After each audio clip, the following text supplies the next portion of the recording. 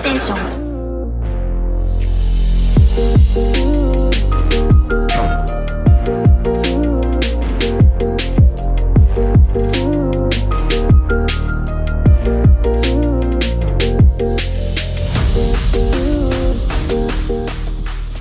Welcome to the land of long live play, where greatness is always waiting.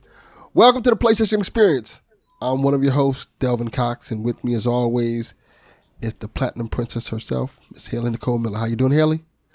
Platinum number 54. That is an answer. Woot woot. Cheers, cheers, cheers. Woot woot. You're not supposed to say nothing yet, Snerts. Follow the rules, goddammit. Garbage truck on fire. Also with us, joining us, as always, the Lord and Savior of PSXP, Snerts. How you doing, sir? Now that I have permission to talk, I am doing well. Thank you. Good. Thank you for following the rules. You know, I'll try to remember next time. Here. Have I'll to make have a law post-it and order note. on this podcast. Not like those other shows we have on PSFG. Yes. Oh, yeah. PlayStation will lead the way in a organized, consistent experience on the Play Some Video Games Network. Yes, we will be the leaders in the organization. All right, let's get to it. Haley, how's your week been? Stressful. Regale us with your tales of watching TV. Oh, it's more than that. Hi, I had to go to Milton for work twice. The fuck is a Milton? Is that a Simpsons character? Joker's cousin, Milton. Might as well be. So, Milton is an area up by Toronto. It's like 40 minutes from Toronto. I had to count a warehouse. Sounds like fun. Was not. So we were the farthest team out. It took us an hour and 15 minutes to get there in the morning, and then 3 to get back at night because, you know, traffic.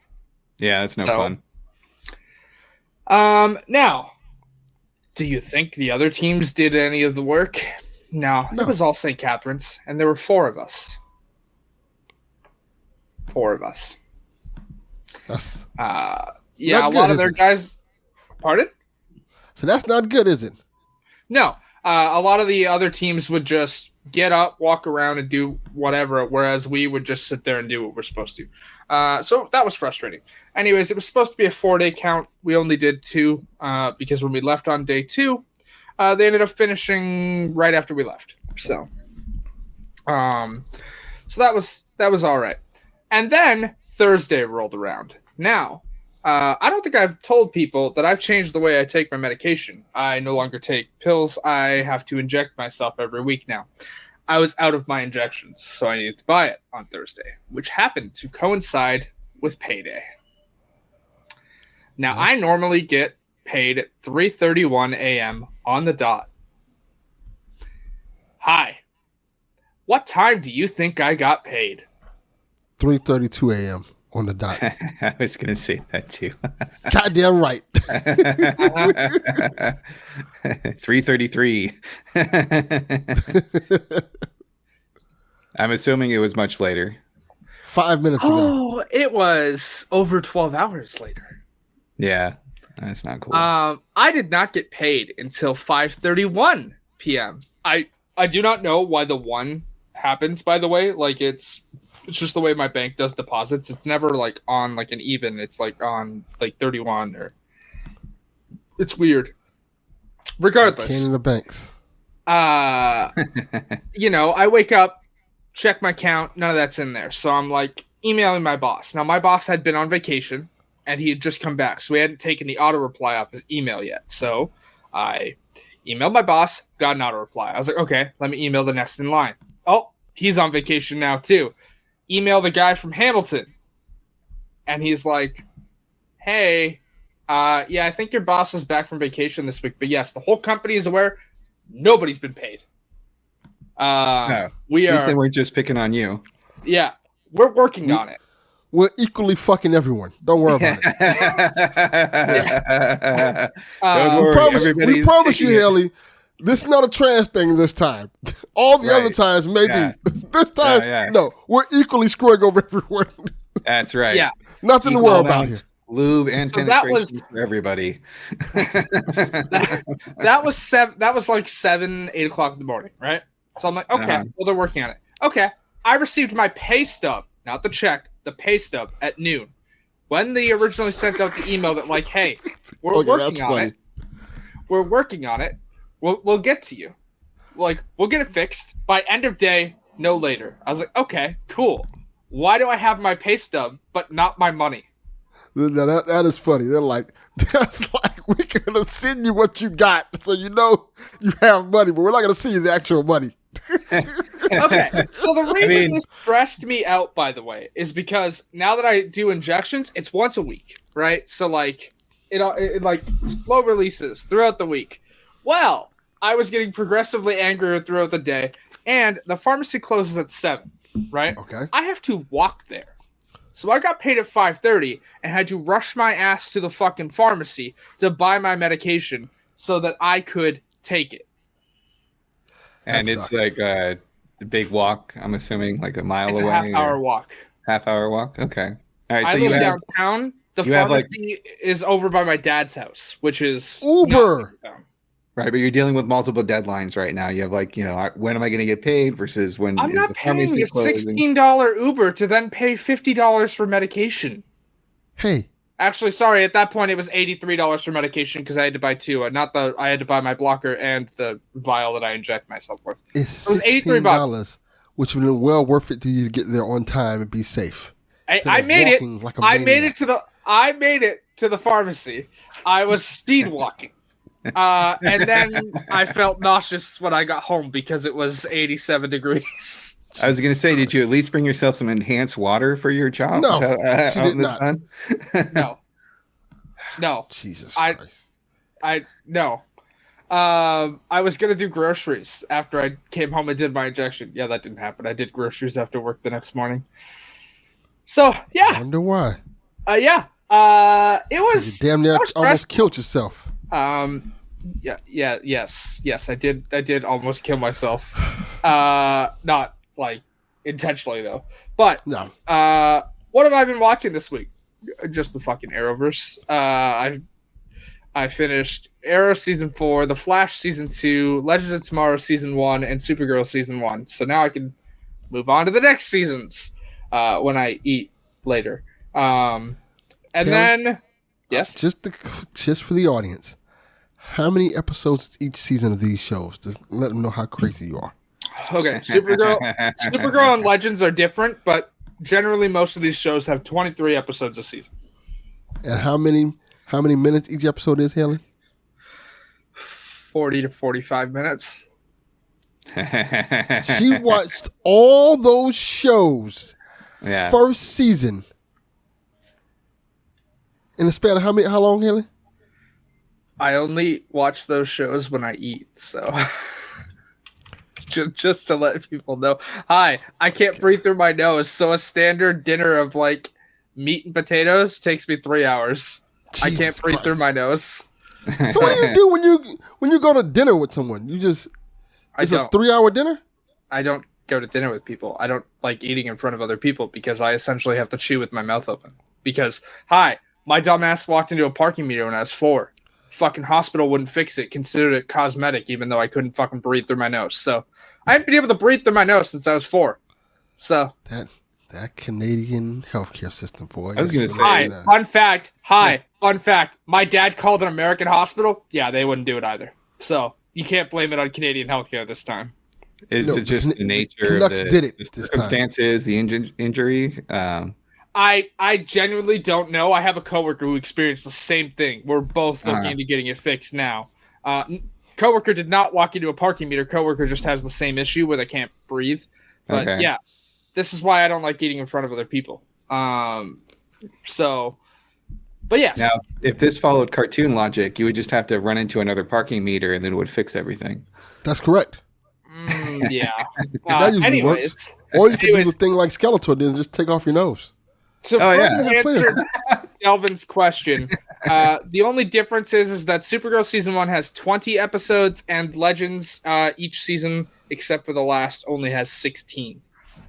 So we're still talking like 20 episodes times, we'll just say 40 minutes an episode. That's like 800 minutes. Now you see my point? I rewatch each of these shows every year. Just so we're clear. You got like a part-time job watching CW. Yes. Well, I mean, the network's dead now, so yeah. Well, not dead yet, but they've got 10 episodes of Superman and Lois coming, and then it's dead, basically. What network's dead? I know. No, I said, what network's dead? CW? CW is gone. Yeah. They sold to Nexstar, and now it's all reality TV. So what? Oh, so okay, I got what you're saying. Because I'm like, they're bringing a wrestling program over there now. NXT is going to be on CW from now on, starting in October. I know, but that's what I mean. It's all reality TV or like unscripted content. The scripted show part of CW is dead. Yeah, the stuff that I watch CW for is dead. So yeah. I mean, it's kind of like drama. The channel is still there. It's just under like different management now. I thought it was the thing where like it just changed completely to like a whole new name or something like that. No. Well, I mean, the last time that happened, it went from the WB to CW. So correct. That's what I was trying to figure. Like, is it changing names again? But no. Essentially, like the new owner wants an older audience. Like instead of like the young adult to like 30, 35 area, they want like 55 onwards watching it. And they picked NXT to pick up and buy. Hey man, I don't make the fucking rules. Anyways, that is not for an older audience. Here's what else I've been playing so that Donnie doesn't kill us all. Hi, platinum number 54, Elden Ring. Very nice. Good job. Fucking did it. I beat it through Hayley now. Osmosis. Uh-huh. Yeah. What's your next game you're going to beat through osmosis? Elden Ring? Star Wars Outlaws. I'll actually play that one. There you go. I know he's going to play Star Wars Outlaws because I'm playing Star Wars Outlaws. I've also, I platinumed the Elden Ring. There's no trophies for the DLC, which I do own and can play. But probably going to take a break before I do that because Elden Ring's pretty much all I've been playing. I played some Cyberpunk this week just as a little bit of break. I just did a couple side mission type things. It's still fun. I still need to beat Phantom Liberty. And then I was taking some screenshots in Assassin's Creed Odyssey before we started recording. So that's what I've been doing. Okay, that's not too bad. Not too bad. What about you, Snerts? What you been up to? I have been enjoying House of the Dragon on HBO Max. It's lining up. We got our final episode today for the season, and hopefully they are not disappointing with what they are teasing. They are setting up some pretty big conflicts to occur. Spoiler warning. Finally? It might be involving dragons in a house. Yeah. Right. Good. And also, in the House of D, size does matter. So we'll see if that is going to still be the case moving forward here. And I also had a really good time. My friend Brenton from Oceanside came over, and we went and saw Deadpool Wolverine. Good. I'm glad you brought this up. Someone's in fucking trouble. You know who you are, and you know what you fucking did. What'd I do? Pay me, bitch. Not you. Delvin knows who's in trouble. I already texted him about it. Yes. Someone spoiled the movie for Hayley. Oh. It wasn't me. Well, I mean, it wasn't Delvin. And also, I fully know who I'm telling to pay me. Can't pay me. But he knows what he did. This is not the first time he spoiled something for somebody who hasn't seen something yet. That is correct. You know what you did. I mean, I hope they didn't spoil that Mulder and Scully showed up for X-Files because they're like the X-Men, right? Because they're very funny. Yeah. No, but we had a blast. I got to see it with my good buddy, and I haven't been to a certain area of LA, downtown Culver City, since the pandemic, I think, and they put some work into it. So, and everybody in the theater were well behaved. They weren't clapping and cheering too much. They were laughing and not on their phone or being annoying. And I was laughing my ass off. So it was a very fun moving going experience. I thought they did a very good job of sending off the Fox universe and diving into the MCU. And I'm glad that I saw it opening weekend because, Hayley, I feel you because I was trying to dodge spoilers left and right. And I'm glad I did, because I was genuinely surprised multiple times in the viewing. And I hope people can have a similar experience, despite like, apparently it's like 72 hours later, you can just post like the entire cast list and all this other fucking nonsense. Yeah. People are spoiling everything. It sucks. It really does. I can mitigate that on Twitter with them. Yes. That lasts however long. But I can't mute Delvin's son texting me, "Hey, I'm so happy this specific." I cannot mitigate Delvin's son texting me, "Hey, I'm so happy this character is back," and I'm like, "Hey, bud, I haven't seen it yet because I have a job." Yes, that's okay. I told my friend that there was a Joe Biden appearance, and he got all pissed at me. And I was like, man, I tried to make like my dumb jokes so obviously dumb and not going to happen that there's no way in hell. I can't even tell you why that joke is funny without spoiling the fucking movie. Because I know what you're talking about. Well, no, just in general, like I was just like, who's something ridiculous that would never show up, right? Like you would never have a sitting president show up like in a current movie like this. And so then my friend came back. He's like, "Oh, you were fucking with me. I didn't realize you were fucking with me." And I was like, "This is why, like, you say that like Kamala Harris didn't appear at the fucking Marvel Hall H panel for fucking San Diego Comic-Con." Yeah, but that's different. That's like press and whatnot. I'm talking about like in a movie. In the movie. In like the actual movie. As a president, if I saw somebody in a movie, I'm like, you're supposed to be working. You're not supposed to be doing this movie shit. there's one cocksucker I'm quite sure would probably show up in a movie if he could. Oh, absolutely. Home Alone. That piece of shit would 100% show up in a movie. Yeah. That's okay. Sure. Speaking of pieces of shit, did we see the fucking... This is unrelated and a fucking tangent, but I do need to get this out because I need somebody else to laugh about it with me. I guess RFK Jr. just decided that he was going to fucking admit live on television that he ran over a bear and was going to eat it, but left it in Central Park instead? Oh, so there's some good meat in Central Park then. Yeah. I mean, are you the dog? Why not eat bear? I guess he answers the question for us all that people been asking. Was it the man or the bear? Yeah. I mean, he literally went for the bear. he did go for the bear. I mean, it's better than going for your fucking couch. Yeah, that's another thing. I'm listening to a podcast. That's doing like a 4-part series on him. He JD is Vance? such a weird fucking. Yeah. No, not JD Vance. Fuck him. RFK Jr. RFK Jr. Fucking weird. Okay. I wasn't sure. We mentioned a lot of weirdos, so I just wanted to make sure I had the right one in my brain. They're all fucking weird, and they're upset about being called weird, but they're all fucking weird. No, but RFK Jr. is a trip, right? He's a trip. Like, he's an interesting, fascinating dude. Hey, man, I had part of my brain eaten by a worm, but I'm okay. I should be in the fucking White House. Dude, no. Yeah. He's a fascinating dude, to say the least. I didn't know half of the stuff I knew about him. He's, like, weird. Like, he has, like, everything I've learned against that man has been against my will. I did not ask. Yes.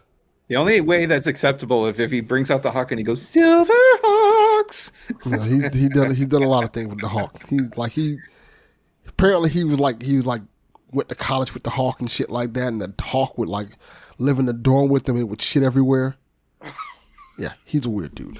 You have a bird of flight living with you in your college dorm, and I'm gonna guess you're not letting it out, so of course it's shitting everywhere.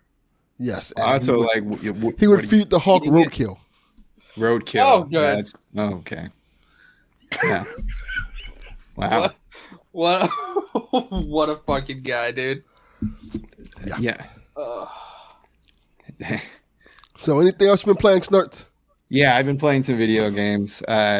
Also, when hanging out with my good old friend Brenton, we played Street Rage Couch Co-op, and man, I love that. I don't get to do that too often. Online play is fine. It's enjoyable, but there's something special about, for me, playing a brawler with online co-op, or not online co-op, sorry, couch co-op. And we were having a blast doing the simulator ones where you get the random levels and enemy types generated. So that was a lot of fun. And they have this situation where if one of the characters dies and the other finishes the round, you have a chance to revive them.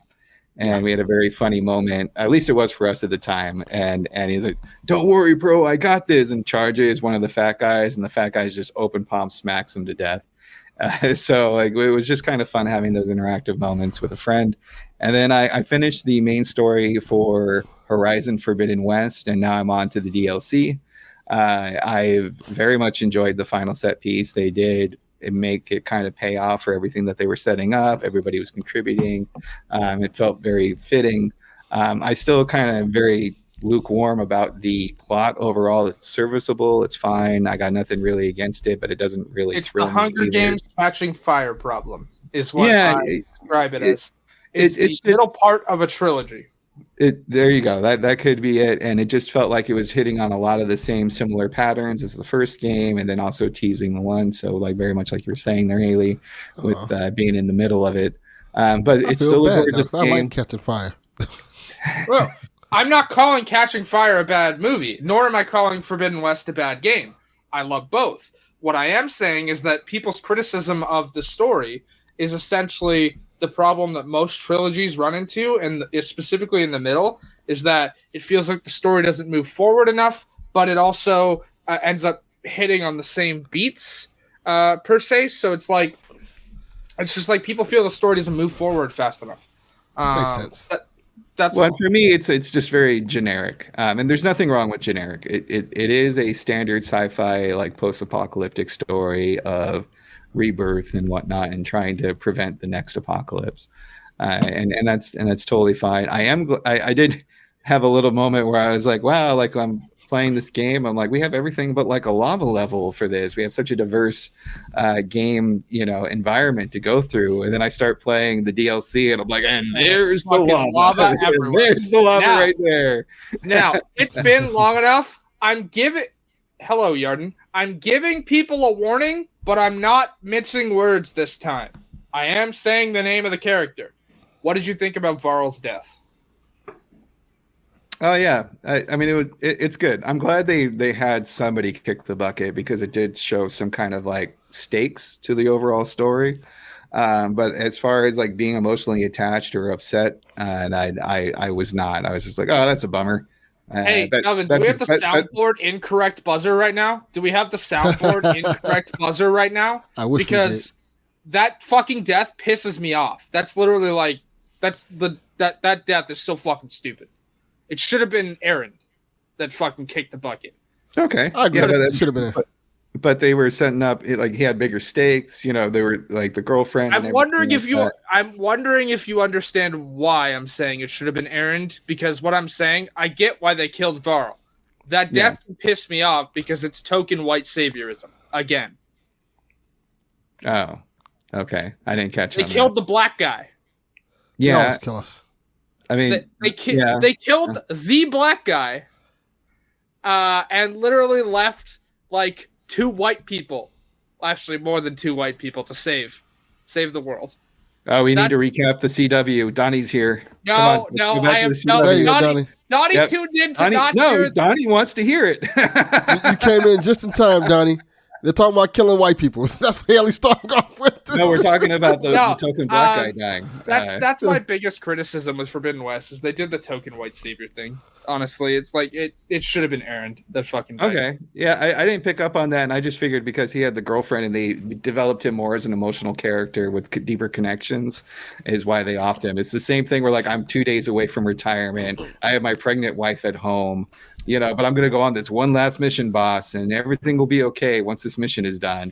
And then like 2 minutes into the mission, the dude's like stepping on a landmine or getting hit by it, whatever. Yeah. Okay. Yes. Anyways, it's Donnie's comment is very fucking funny because when he said race wars, I wasn't thinking like the actual race wars. I was thinking race wars from fucking Fast and Furious. Oh. Yes. Yeah, like I said, I didn't pick up on that. I get the angle, but yeah, I don't know. I didn't rub me the wrong way, but it did feel cheap to me. It did? Yeah. Okay. Yeah, it felt a little cheap. Like, why kill him? Like, you have to kill that. Also, it's very funny that like all of them are open, but they go for him, the guy who can actually defend himself. Like Beta, wide open, could have been fucking killed, which wouldn't make sense because like they're like introducing Beta as a character, but like you can have characters there that fit the bill of like heavy emotional death, but it just feels cheap to kill the black guy. Like, yeah, okay, yep, fair. I did not pick up on that, but it's you know what's so fucking twisted. funny? I can't even remember that character's fucking name. I can't remember that character's fucking name. I can remember that line. Yeah, and like I said, I'm just enjoying it. Also, I feel like I should have waited for the flying mount before doing most of this side exploration stuff. I agree. I was really trying to like find all these ways to get up all these various, vertical puzzles, and then they're like, hey, guess what? Now you get a flying mount.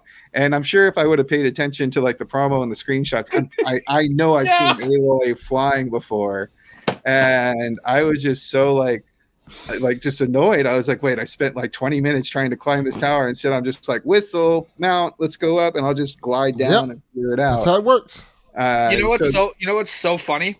If you were to start New Game Plus, they don't take that ability away from you, so you essentially could just break the fucking traversal system because you can fly. Oh yeah. Right, you need to find those lenses in the first section. You could just fly like lens. Got it. And I do like that they keep adding to the collectibles, like the Oktoberfest orb was really neat. And then you go back to Vegas and you see like hot dogs and beers and pretzels, and I'm like, that's my kind of holiday, yeah. So I've been having a lot of fun with that, and I'm honestly just kind of taking my time with it. I don't really want it to end.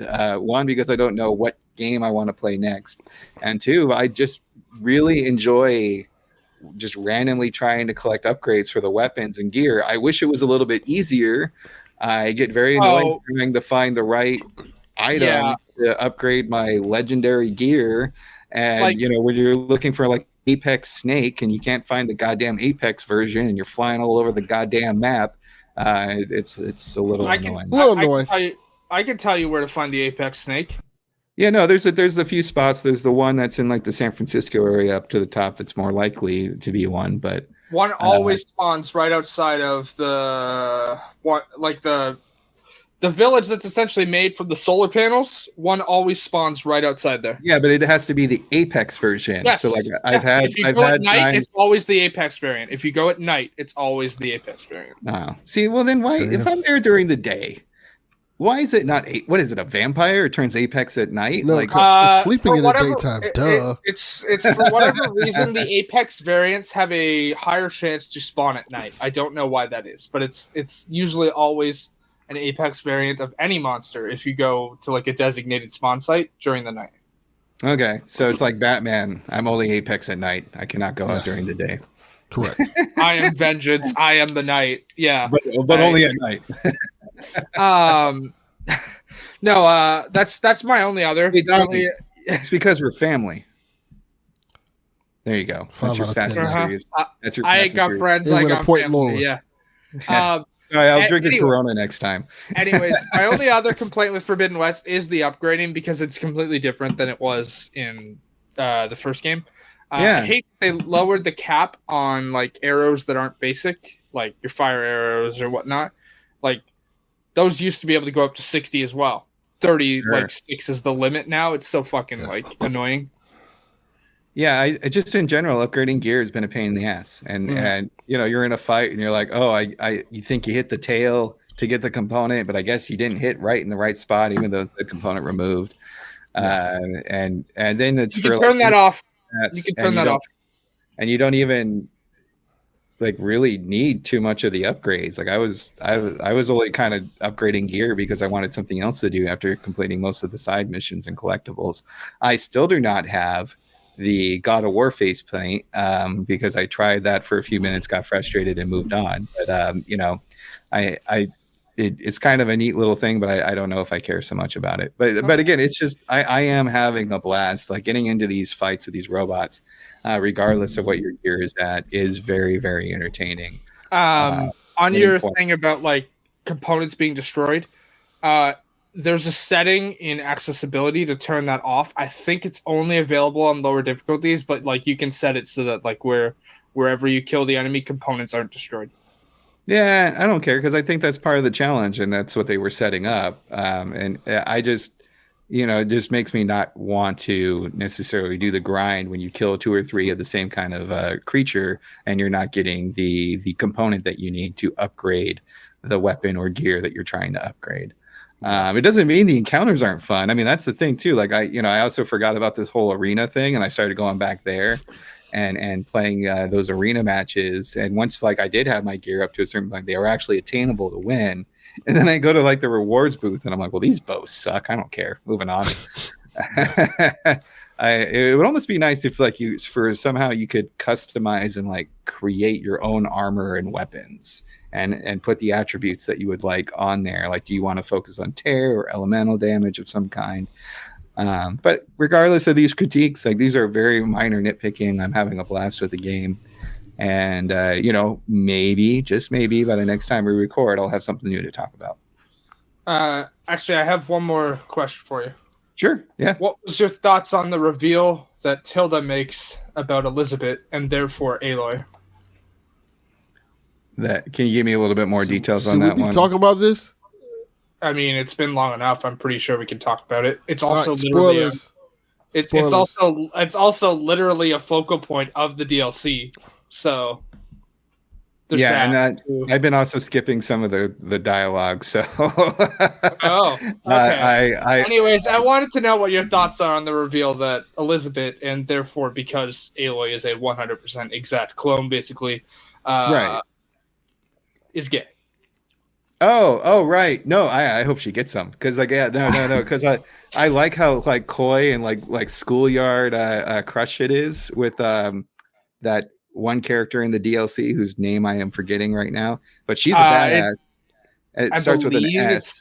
It's Sayla or something like that. Yeah, something like that. Yeah, no, I think that's cool, and I really like how they're both kind of like deceiving each other. It's Seika. I was literally like right there. Yeah, no, I love that. That's actually the most interesting thing about the DLC so far. It is that development because they're both kind of like, we're both badass women and we're gonna like, try to work together for this one common goal. And then you find out like we're kind of lying to each other, but why? And then you're like, oh, maybe there's something a little bit deeper. And they play the little hand thing where they're touching and like, ooh, uncomfortable. I love it. Good. Have you interacted with the villain yet? Like not. Yeah, Hollywood, the Hollywood guy. I love that. Do you know who that is? For as far as actor goes, or yeah. No. Who's the actor? It's Darth Maul. Oh, okay, cool. Wow, they gave him speaking lines. The new Darth Maul. It's Sam. The guy. Okay, cool. Okay. I do love it though. Like I went through the amusement park area. Yeah, that's based off of kind of a famous Spielberg movie. And just say it. It's literally dinosaurs. An achievement. It's dinosaurs. It's just Jurassic Pokemon. Park. Calm down now. Yeah. Jeff Goldblum shows up. He's like, "Hey, find a way." Finds a way. No, I thought it was really neat. And as someone who's a fan of entertainment in general, I like the idea of this like washed up, like, or not necessarily washed up, but like producer, actor, director, legend of old, and then being part of this like elitist Zenith people, who did all their things. And actually, I find him as a villain much more compelling than the older ones. Because you had like, you had the smart ass guy who was obviously the leader, the big buff guy, and then you had the lady who helped you, who ends up doing her thing. Yeah. So yeah, I do kind of like that idea, and he seems very douchey. So like the actor is like playing like, I really like how he portrays the character. He does a lot of work for Sony because like I know it got a lot of criticism, but I really enjoyed Days Gone. Like he does fantastic as Deacon St. John in that. He's in a lot of Star Wars projects. He's also in Supergirl, actually. So, as a fan of entertainment myself, that was the entertainment industry. Thank you, Donnie. Yes. As a fan of entertainment, I like entertainment. To quote one Willem Dafoe, I'm something of a scientist myself. Yeah. As someone who generally enjoys being entertained. But yeah, that's what I've been up to. Delvin, you been playing or watching anything? Yeah, I played. I was playing before we got on this show. I was watching a movie also, but this game that I was talking about a little bit on. I didn't even mention the game completely, but I was talking about I was going to play it on Shack today. World of Horror. Have you either of you heard of this game? No, Nope. haven't heard of it. Okay, it's this horror game that's in the vein of those classic point and click adventure games that was on like Macintosh, NES and stuff like that. You ever heard of the game Deja Vu that was on NES on PC a long time ago? No, I know of like general point and click games though. I think like I played a Pinocchio one back in the day. Like you have a screen, you find something you can click and move on. Yeah, it has that feel of like those old PC point and click adventure games, but it's a horror themed game, and it's in 2-bit format, so it looks like it's in black and white, like very like pixelated graphics, but it kind of adds to the horror theme of it because the way it looks very like almost disturbing. Like it's a very interesting game to play, like and it's these different, you're playing these different stories that you're trying to solve and figure out, and it has RPG elements in terms of like they'll, like for example, they'll put you in a situation like, okay, like hey, you're in this school and you're reading the text and stuff like that. These kids are getting murdered by this creature. You have to figure out what this creature is. So then you like most old school RPGs, like Ultimate and stuff like that, it gives you options of what to do, like search the room, walk here, walk that, and walk over here, check this drawer. And as you're searching these areas, you're either seeing creatures and they're trying to attack you, like actual like horror creatures. They look like very disturbing.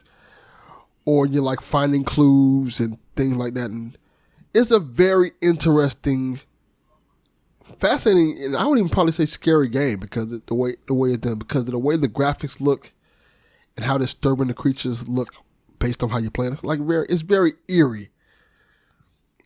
And the way they do it, it's disturbing because it's text based, but it's like the old NES game stuff like that. It has like still screens and stuff like that, and you do combat like the old like fight, run. Then there's a button you can press, like you can search the room for items to attack the creature, and based on how you do, will you survive the encounter or not? And it's really, I played through the intro level of it, and I was enjoying my time with it, but I don't know what it was. As I got through the first part of it, game completely crashed. Like, oh, that sucked. And for a game that looks the way it looks, it shouldn't be having issues like crashing. Because like I said, it looked like an NES game, an NES old school PC game. Yeah, you think that would be pretty easy to make bug proof these days, right? Yeah. And it straight up crashed. And like, it's not very labor intensive, like but like I was playing it. And the way the game looks, I thought it was shit. I'm like, is this part of the game? Cause I got like a weird crash. It was like no, the game just crashed. That was it. It just crashed, and like that's a weird thing to do. And I haven't gotten back to it. I'm gonna get back to it probably the night after we finish this show, or I got some stuff to do for that. But yeah, I was very interested in my time with it so far. I figured out the next game you can beat through osmosis because I don't think you're ever gonna beat it. Was this one? No, Baldur's Gate 3. I'm going to start playing that one again. I really was enjoying my time with Baldur's Gate 3. Well, Hayley, have you completed Baldur's Gate 3? Yes, nope. No. Yeah, exactly. That's surprising. I'm in Act 3. I'm in Act 3. You and everybody else who hasn't finished the game. Well, so that's the thing, though, right? It's not Act 1 and Act 1 and 2 are like very like excellent, and then Act 3 becomes this like open city center, and it's like go explore, and I'm like, it's a lot, and there's a lot of dungeons too versus the others. Like all of a sudden you're doing something with Shadowheart, and you're like, well, that took 4 hours. I'll get back to it. That one I know for sure I'm going to get back to because I want to play as a drow because I know that everybody reacts to you differently. Yeah, it just kind of cracks me up that I've completed the game twice, and so many people are like, "Oh, I love Baldur's Gate," and blah blah, and then I'm like, "Well, what did you think of the ending, or what ending did you get?" They're like, "Well, I'm still in Act 3." But This game has an ending. Yeah, I thought you just hung out in the city until the end of times. But also, let me point out that I play a lot. Like, Sure, I play a lot, so like I'm not as well versed at playing a lot as Delvin, where he'll start a game and then never finish it. Yes. I'm looking at you, Stellar Blade, which I also haven't finished, so I'm like the pot calling the kettle black here. Wow, racist. Yeah. No, I gotta get back to that as well. Like, there's a lot I gotta play, but then like Star Wars is coming out at the end of the month, Dead Rising and Lollipop Chainsaw next month, a bunch in October. Dragon Age is gonna be in there at some point. Like, I got a lot coming. Got a lot of reasons why Act 3 will be where I'm chilling. Exactly. I mean, at this point, I'll probably just start over again. But yeah, I highly recommend people go look up World of Horror just to see the aesthetics of it. That's what I'm talking about, because it's a very fascinating looking game, to say the least.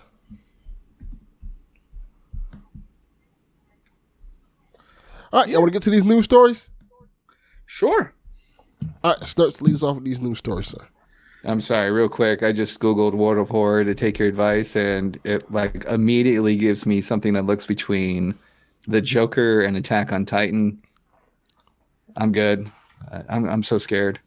I don't want to do that, sir. It looks really disturbing, right? It looks super disturbing. I was very, I wasn't sure where you're getting at, and you're like, oh, it's like old school design, but it's super disturbing. And then I took it. I was like, oh, that's how you do that. Okay. I had a hard time imagining it, but as soon as I saw like a pic, I was like, oh yeah, no, I'm good. Yeah, it looks like disturbing, like grotesque, almost like oh. Yeah, like I said, like almost like a blending of like if like Joker was one of those Titans from the anime type of deal. But anyway, yeah, news stories. We got August coming up, so I figured we'd talk about our free games. I need. Sorry, this is breaking right now. HBO just dropped a teaser for season 2 of Last of Us. Oh, cool! Breaking right this second. As far as I know, I'm double checking. I just saw it while I was clearing out stupid Diablo notifications. But yes, y'all can go check it after y'all finish watching the show. Don't go now. Yeah, whatever you do. No, I'm double checking my source. I don't want people being like, yeah, they did 48 minutes ago. Everyone's leaving now. Yeah, we have no viewers. Yeah. Okay, so how long is the trailer? I'm just gonna sit silent for 3 minutes and we'll wait. It's like 48 seconds. It's 48 seconds. They're gonna show Joel's hand and like, oh, look at that, it's back. And you're probably gonna have a couple clicks, right? Like from the mushroom zombies. You can just call it a clicker because that's what it is. That's what I don't remember. It's runner, stalker, clicker, bloater. Yeah, it's zombie, infected, remnant, whatever. They keep coming up with new words for the same thing. It's a zombie. It's not a zombie. The person is alive under there. They'll be all right. Well, not for long. So August, free games. We get Lego Star Wars, the Skywalker Saga. Great game. Yeah, I actually will probably give that a try. I haven't played it, but if it's free, I heard the Lego stuff is pretty cute and entertaining. Five Nights at Freddy's. I feel like that was pretty quick. I feel like that game just came out, but maybe my memory is playing. Is that the one people say is the good one? Hold on. Which one? There are like 27 Five Nights at Freddy's games. Security Breach. Yeah. The PS4, PS5 game. That's the one I think that people say is the good one. Because there's one that's like a first-person horror game. And I think that's Security Breach, isn't it? Security Breach 1 and 2 are the they're all first person. Well, first person exploration horror. Okay. The other ones are first person, you're like in the room, you're hitting the damn buttons. Yeah, you're in the security room hitting buttons, yeah. Yeah. And then there's the VR one that Delvin will definitely play. No. Does Delvin even still have his VR unit since, Sony took it out back and shot it with a goddamn gun? Yeah. It's in my house collecting dust. And then Ender Lilies, Quietus of the Nights, if I'm saying that correctly. No idea what that is. Says I've heard it's a good things about Ender Lilies. 2D action RPG. So looks neat. The only one I'm really excited about is the Lego game. How about you two? Skywalker Saga is pretty cool. Yes, it is. It's one like it's fully voice acted, by the way. So like a lot of the gags are there, but they're voiced, so they're not as funny. I don't find the newer Lego games that feature voices funny with the gags. Honestly, Oh, you liked more of the memes or or mimes? Sorry, not memes. That's a mime. Yeah. Yeah. I like the miming gags. They're still fun to play. Don't get me wrong. Like hell, I'm gonna be buying Donnie already knows this because game share, but I'm gonna be buying Lego Horizon, right? Like it's I much prefer the silent gag bits because they could do more with it, right? But now they've got audio in there, so there's story to be told now. But it's it's more focused on that than the mime bits. And it seems like it has a lot of variety. So depending on what you're feeling for any kind of given Star Wars experience, you can get it, be it Jedi, Sith, pilot or scoundrel. So that did make me curious. So, Delvin and I talked a lot about Star Wars on his podcast. So I always got room in the belly for another good dose of Star Wars. Yeah, and it's this Skywalker Saga. Mm-hmm. Yeah, absolutely. Force Awakens, I'm sure, will be the best level ever, right, buddy? Exactly. That is the one I played and enjoyed and didn't play the rest. Yeah, really? I'm done here. You're on brand. You're on brand, sir. So next up, we got GameStop shuts down Game Informer, the longest running gaming magazine in the U.S. It began publishing in, is this 1999? I think I copy pasted wrong. 1991. And the final issue will be number 367, covering Dragon Age: The Veilguard. So are we pouring one out for Game Informer? Do we have fond memories of this magazine? Absolutely, we're pouring one out for Game Informer. Holy shit, one of the most influential, not even just magazines. I mean, reporting for games in general. Game Informer is ubiquitous. It's absolutely a huge loss for the industry. Also, I do want to point out they were 70% of the way through making the next issue. Yeah, that's always 70%. Rough when they pull the plug like that. It seemed very sudden. Why wouldn't you do a gradual phase out if you know this was happening? Here's why. Guess what the CEO of GameStop's being sued for? Insider trading? Yep. $39 million. Just happens to coincide when, we're shutting the doors. Wow. Now, and do we know if that's related or not? I genuinely don't know. It's what everybody's angry about, but it's a little out there. Either way, more fucking layoffs, dude. This fucking year has been terrible. We're way past last year's numbers. And I'm not even including the 15,000 employees from Intel in the game industry layoffs in general. Intel laid off 15,000 people. On Friday, so that was fun.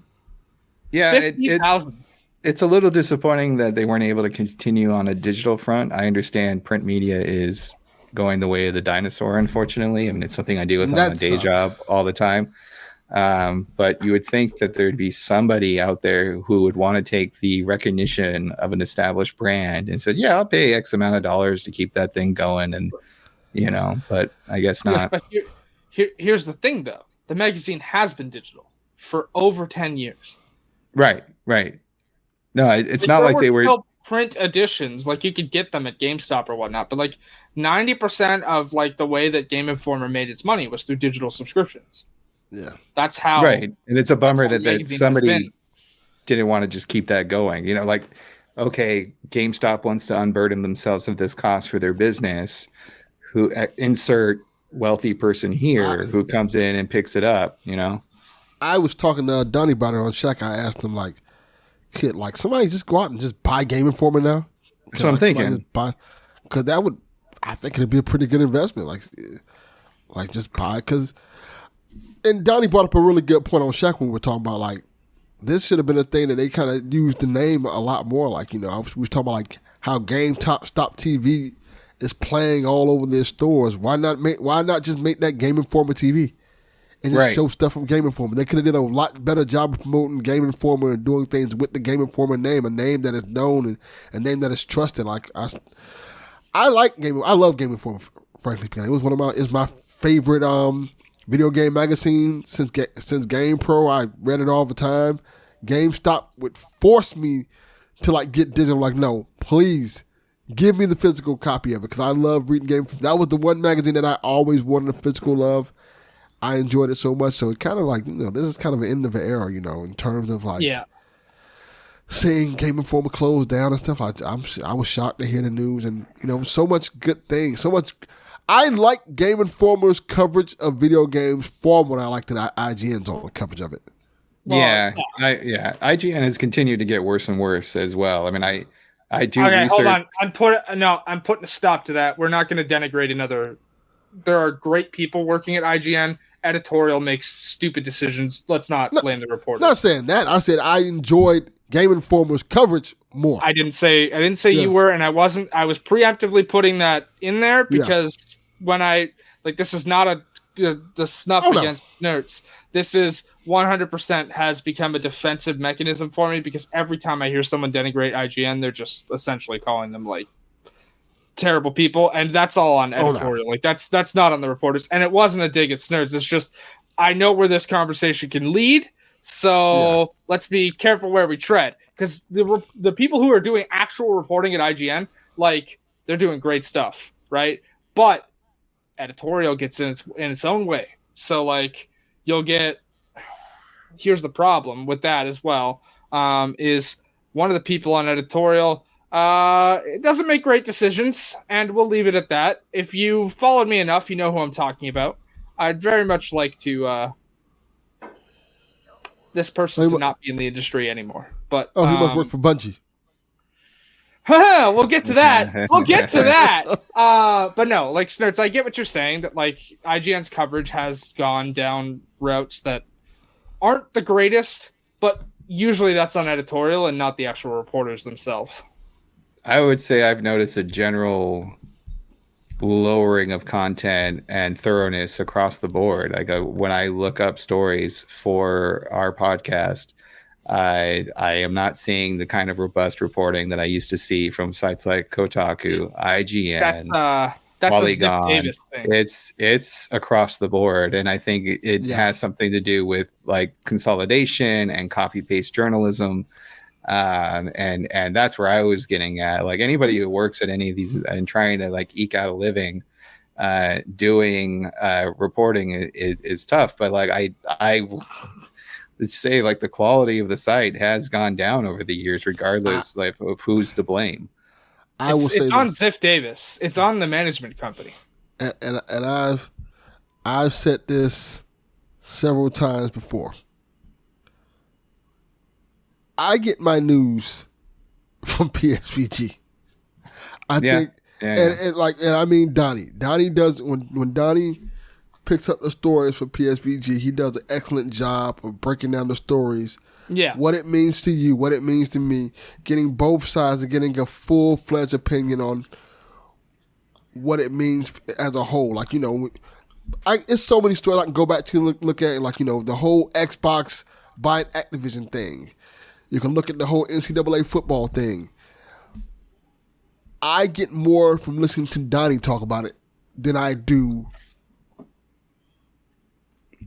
GameStop or IGN, I think that's one. I think that gives praise to Donnie, but at the same time, I think that just shows that they're not doing what they used to do anymore. Like exactly the coverage that we used to get that from the IGNs, the Game Informers, the Kotakus. We don't really get that like that anymore. Like and so when sometimes.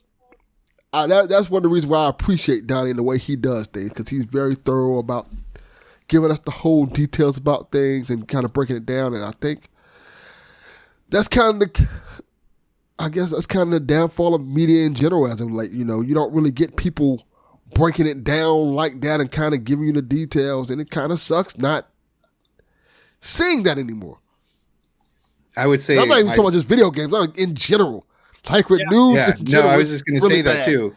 Like my general frustration with like the lowering and in-depth reporting across the board for video game websites and the reviews is very similar to the decline in local news as well. Like I see like they don't necessarily have the funds and the resources or the willingness to kind of let things cook and let things develop and let things be researched.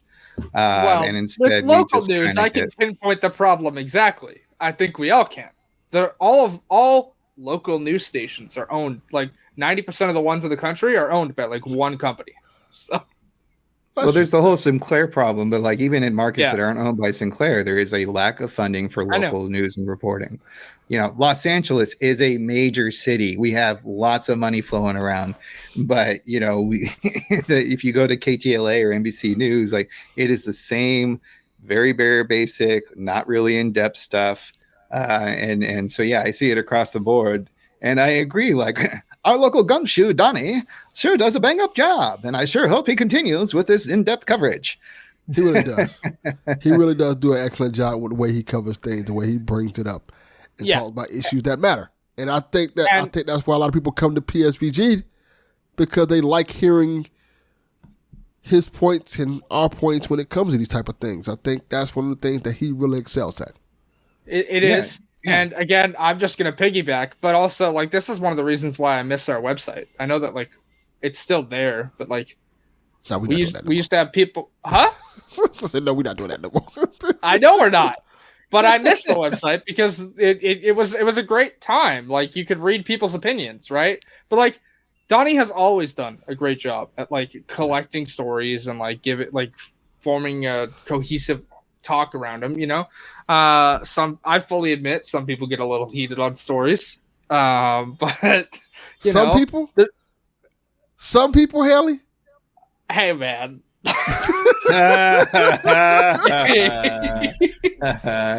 in the mirror. I'm aware. That's why I said it. I know what I'm talking about. I'm looking at the person in the mirror. I'm asking him to change his ways.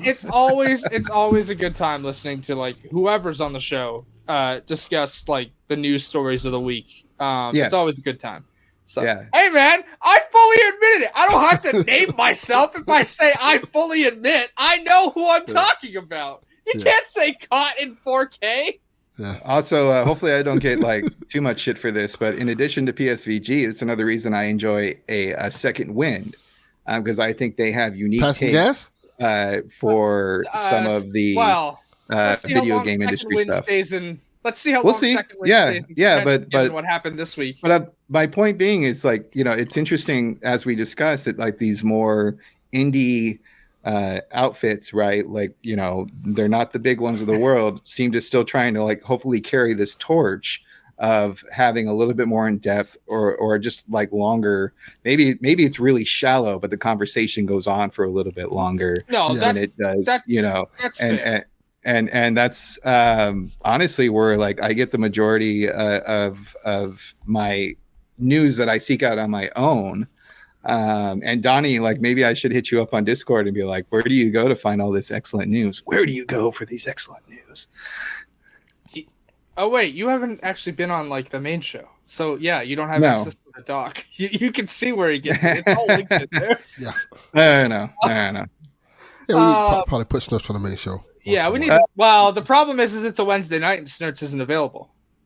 No, Monday, Wednesdays, and Friday I'm not in the office. But I do have to admit, usually Wednesdays I'm cooking and smoking and just having PSVG in the background and having a good old time, just being a consumer. But no, like I can't be more than just the PSXP. That was my foot in the door, Donnie. Now that the door is wide open, let's dive in. Yeah. Mixing metaphors. Next thing you know, Snerts is added to the group chat. I mean, I'm in everything. I'm on the chat. Hey, I still talk about Ocarina of Time. That's the only game I talk about. No, but like that's how they get you. Like Donnie does a great job, and his efforts should not be like the way to put this. Donnie's efforts are a huge reason like why our audience loves this content. Like, yeah, this show becomes a garbage truck on fire at like 90% of the times. But you know what?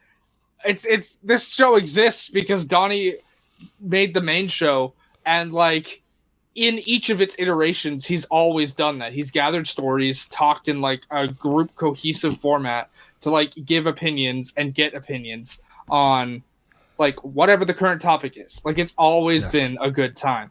Yeah. And honestly, I know that sometimes Donnie has thoughts that like, maybe let's end it. Don't, man. Like you're one of like the best sources right now. Like don't. I would ask that he takes a break. And then after like taking a break, if he still feels like he needs to like call it quits, that's one thing. But like anytime you need like space and take your time, you got plenty of people on the network to fill I'm not saying don't take breaks. Donnie can obviously take breaks, but like I'm saying like we all get that feeling of burnout, right? We all have that point where like, do I really want to keep doing this? What's going on? Is this still worth it for me? And then I find like usually if it's something I'm truly passionate about, sometimes just walking away for a little bit, kind of you reset, come back, and then all of a sudden you're like, oh, this is why I loved it. This is great. That's honestly one of the big reasons we do our big break in December. Yeah, no, and I took that to heart too, because I think we're going to do the same thing for my Simpsons pod. I was like, let's just take December off. Let's just take a break, reset. That's one of the reasons why I was adamant about bringing more people into PSVG in general. So when times come up, like what happened with me comes up, we don't. It doesn't hurt the show if we have somebody who can cover, somebody who can continue the conversation going. But it's important to get the right people in here to do those things. That's why Snerts has been such a great fit. Snerts fit since day one. And that's what's nice about it, Donnie. Like it may not be anything special, but the way that it comes together is. Yes, the way Donnie brings the stories together, adds his spin to it, and kind of like puts it in perspective for people who don't really understand. Like, oh, why is this story important? Here's why it's important, And I think he does a really great job. And I think when I think like one of my favorite times to like listening to podcasts about video games is the early Kind of Funny era, where you had Colin and Greg, and they kind of did that same thing. Yeah, a lot of it now is that, and this has become a general internet problem. So, like, I'm not singling anyone out here, but a lot of it now is people don't read past the headline. Yeah. Guilty. Like I do sometimes, but not all the time. They'll read the headline, and that's it. That's their understanding of the story. They just read the headline and move on, like instead of actually going and reading the report. Which I get that like people are busy and whatnot, but like. Come on, you gotta at least try to actually read the story, or if it's in video format only, which that's my biggest pet peeve sometimes is when they're like, here's this nice story. Oh, it's only in video format. You can't read it. Man, I'm in public. I don't want to put headphones in. I want to read your story. Like, that's how it is. But yeah, I appreciate that we can provide that for people at PSVG. For sure. All right. Let's get on to this next story. Hold on. Before we move on. No, I was going to say we should include Terps' question here because it relates to Game Informer. Oh, okay. What was the question? What are your favorite or most interesting Game Informer covers? Oh, there's a lot. I remember being very excited about most of the Halos. And specifically Halo 3 had a very big push because it was the new game on the 360. So I do remember the classic Master Chief picture. I believe it spread across the front and the back cover. Mm-hmm. And that is one thing in general that I will praise Game Informer is they always had very large, detailed, gorgeous screenshots of the game. Yeah. Yes. They like it, so many of the other ones were very cluttered. And then one of the things I remember about Game Informer is just like, yeah, you know, you would have your details, you would have your story and everything like that. But like big splashy covers, big splashy like intros to the story. So Halo 3 was one of the ones that came to mind. But I'm sure there are others, like, because I honestly kind of fell off the wagon, and maybe I'm part of the problem with Game Informer going down. But I do always recall just going to a GameStop back in the day and thumbing through it, and usually picking up a subscription because it came with some kind of like used game discount or whatever. Yeah. But I'll go with Halo 3. So not my favorite, but one of the most interesting covers is the cover that showcased the original look for Borderlands. Okay. Oh, really? Cool. Yeah, because it was such a different look from what the game actually looks like now. Which, don't get me wrong, changing to the cell shaded format, way better. But that cover is like an interesting look at history to see what Borderlands looked like before it received like the consumer, like, I wouldn't say backlash, but like, hey, this game looks like wildly generic. And then when the game came out, it was cell shaded. I want to say my favorite cover is the Assassin's Creed 3 cover. That's a good one. Yeah, with Connor, sure. like in the snow and like his uniform, and yeah, it was such a good cover. I have 3 that come to mind. The first one is the Game Informer cover with the Mass Effect 3. Okay. Oh, sure. Cover with Yeah. the blade. I like that cover a lot. And how it on the other side, I think it was someone else on the other side. I can't remember what it was. Okay, wait. Did they do like male and female Shepard? It might have been it might have been one where they had both, because Mass Effect 3 was the first time they had fans vote on the canon look for like default correct female Shepard. Yeah, and it's cool. Yes. Like when you got the game, you could flip the insert of the art. Yeah. So if you didn't want the male, which I always did, because I'm FemShep all the way. Like I never. I love the voice actress Hayley. Is it Hayley? It's Jennifer. You're close. It's Jennifer Hayley. Right? You're thinking of her last name. Yeah, her last name. Yeah. Ooh, the God of War cover. I'm sure that the original God of War, like PS, was it 1 or 2 era? Are we talking about? I think it was the God of War 2 cover that looked really good too. Yeah, when he has he's just over at like Olympus and looking up with the 2 blades. Yeah, the Horizon cover is good too. Yeah, Horizon was very nice. Yeah, they had a bunch. They really did those screenshots justice. Yeah, here's really good. Here's the saddest part about all this. The website's gone. You can't go back. It's completely gone. Yeah, it's just a landing page now. And I was so frustrated because I saw the question and I was like, oh, let me look up some covers. And the best I could get on a quick search was just Google Images, which is pathetic. Yep. Like, you can't even get somebody to pay just whatever it costs to keep a website up. What is it, $100 a month on AWS? I have no idea what the cost is, but here's the worst part about this. So all of those people that are laid off now need examples of their work. Well, they should have a portfolio if they do not. Like, I mean, it's not even just that, but a lot of people like to update their work over time. So all of that work they did for that outlet is gone. Yeah. So, like, that's just the frustrating part of it. Yeah. There's so many good covers for that. The Skyrim cover is good too. Like, yeah, it's simple. It's just like the logo for Skyrim, but like it's like a pure black cover with like the dragon symbol on it. It's great covers. Like I will miss the reporting and like the iconography that Game Informer like absolutely puts out. Well, yeah. Well, before we move on, let me read their final farewell. You can go look on the Game Informer website because it's right there for you to read it off. But it says, the final level farewell from Game Informer. After 33 years of bringing the latest news, reviews, and insights from the ever-evolving world of gaming, it is with a heavy heart that we announce the closure of Game Informer. From the early days of pixelated adventures to today's immersed virtual realms, we have been honored to share this incredible journey with you, our loyal readers. And while presses may stop, the passion for gaming that we've cultivated together will continue to live on. Thank you for being a part of our epic quest, and may your own gaming adventures never end. Yeah, that's heavy because this is like a lot of kids grew up on Game Informer 33 years ago. I was young. I was a kid. I wasn't born. I was a kid reading Game Informer. Like I remember, that was during the era of the I guess you can kind of call it the magazine wars, where everybody had every company. It was EGM, Game Informer, sure, Game Pro. So many video game magazines. It was just so fun going out getting each one to see what different story they had into them, and it's kind of feels like the end of an era. Like you don't really have that anymore. Famitsu was one, I think.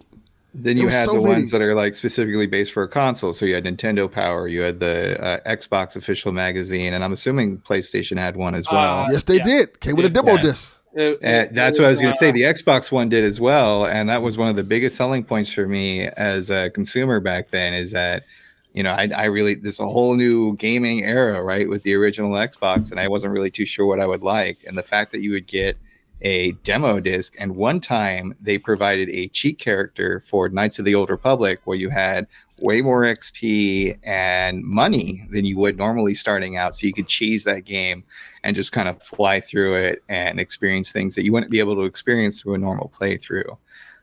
So yeah, there is definitely a heyday there. I want to say in the 90s to 2000s, right? It's a physical media for the video game coverage.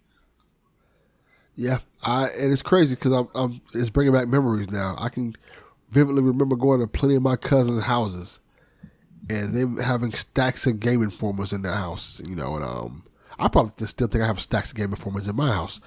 And also, I remember going over certain family members' bathrooms, and how people have magazines in their bathrooms. Yeah.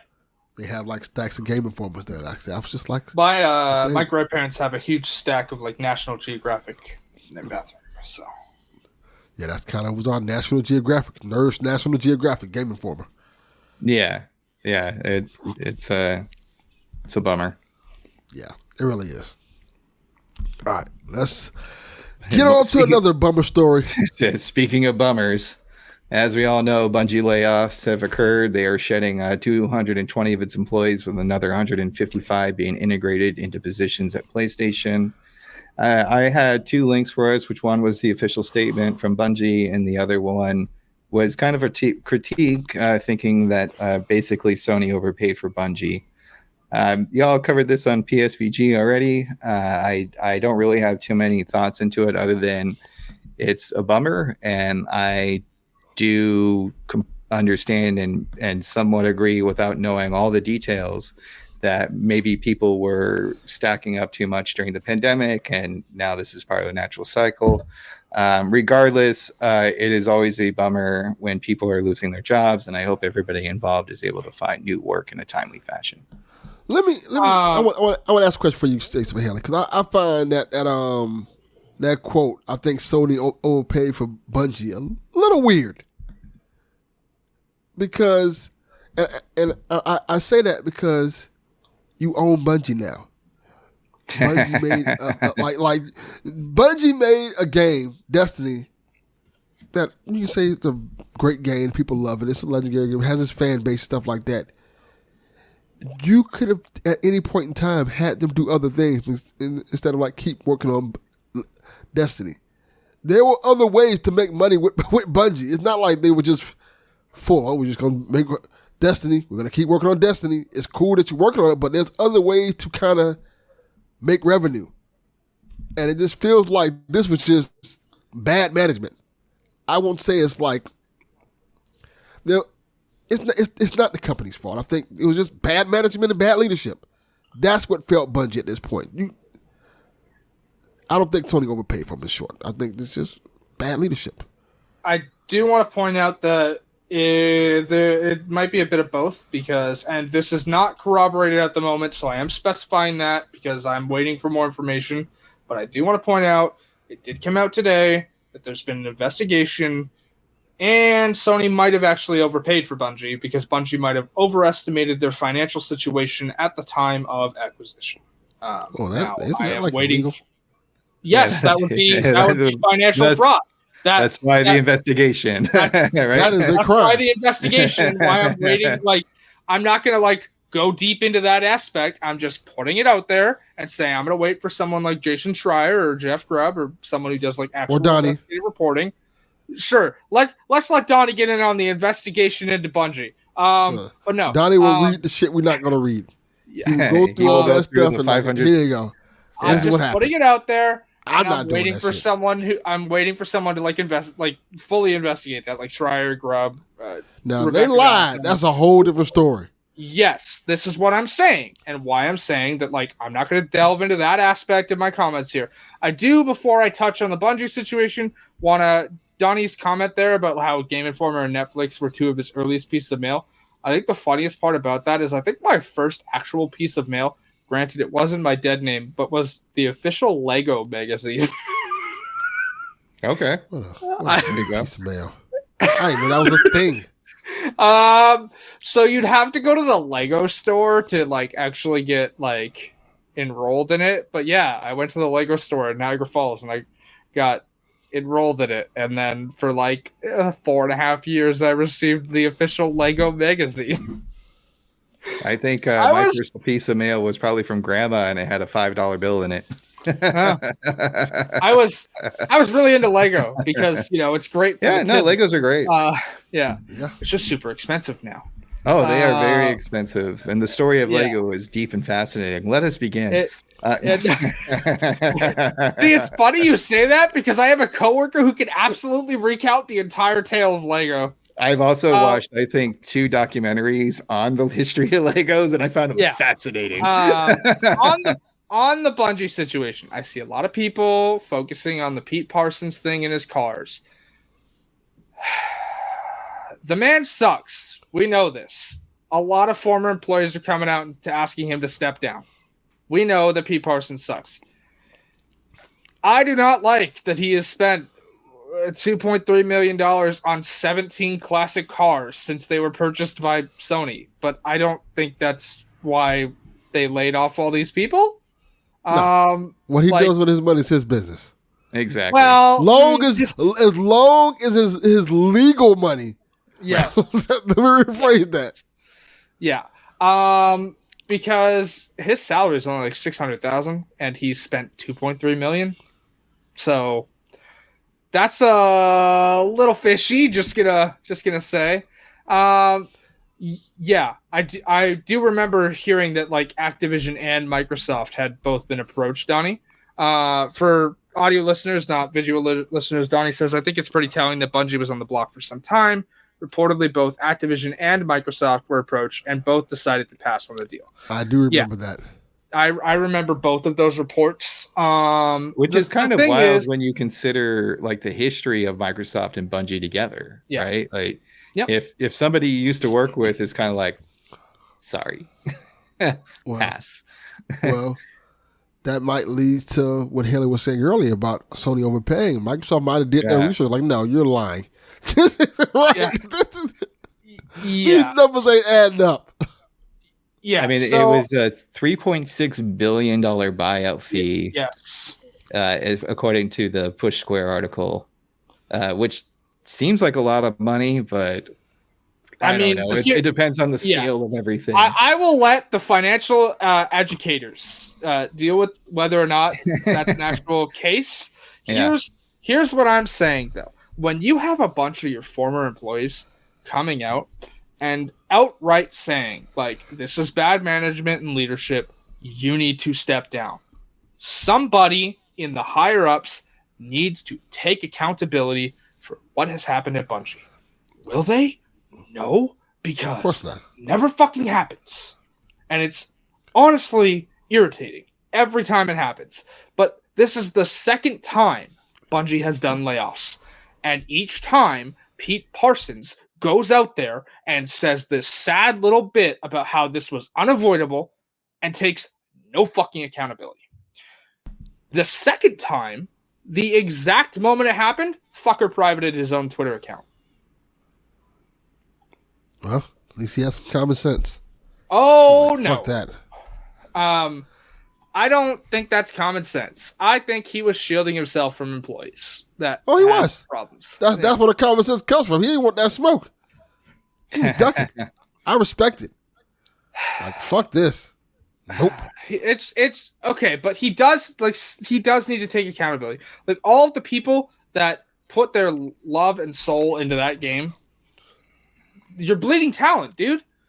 Like, and you're taking no accountability for it. Like, it's a tragic situation, and he just doesn't seem to care.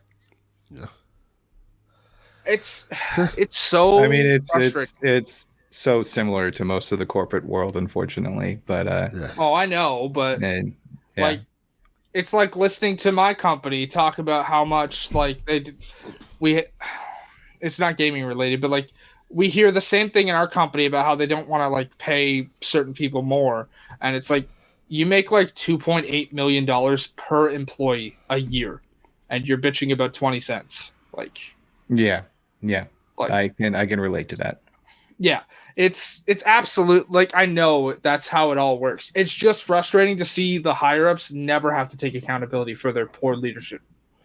Well, and if they do, it's always in couch terms that are kind of vague, and it's like way later, and they get a golden parachute usually anyway. So yeah, it doesn't feel quite the same. I do want to point out of like the 375 people or something like that were laid off.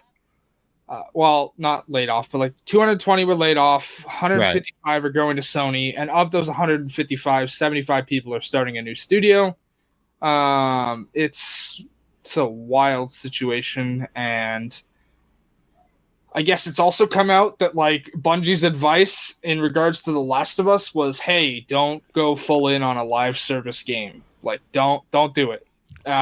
Which is real funny and sad to hear now at this point. And I just want to point out, if that's your advice to Naughty Dog, dude, Sony's launching a live service game in like a week and a half. What are we fucking doing? The Concord, right? Is that what you're referring to? Yeah. It's out on the 19th, yes. Yeah, well, it also makes me think of our Rocksteady, right? Who did the Suicide Squad. Which, by the way, here's my favorite fucking part. I thank you for mentioning it. Hey, sure, guys, what did I fucking call? We're not killing the actual Justice League. Oh, yeah. Who'd have thunk it? The thing that was fucking telegraphed from the goddamn beginning because DC doesn't have the balls to fucking kill their main roster? No, of course not. Yeah. We're not killing the Justice League. We're just killing ourselves. Yeah. No, it's almost like the curse of the live service, right? Where if you can get that right formula and you make it work and you get all the money, is great. But there's so many people who try to like mimic that, fall short, and then repercussions occur in the business side. I just want to point out also, by the way, the only Justice League member in that game who actually dies because she's not a clone is Wonder Woman. Like, they fucking killed Wonder Woman. Everybody else, we can rescue them. What are we fucking doing? Like, we defeated this new Brainiac. There's the Flash, and he's knocked out, and we put him in stasis. Next time it'll be Green Lantern. It'll be Superman after that. What are we fucking doing? Well, I won't find out about that at all because I'm not playing that shit. They're not dead. I haven't played it. I just saw the fucking.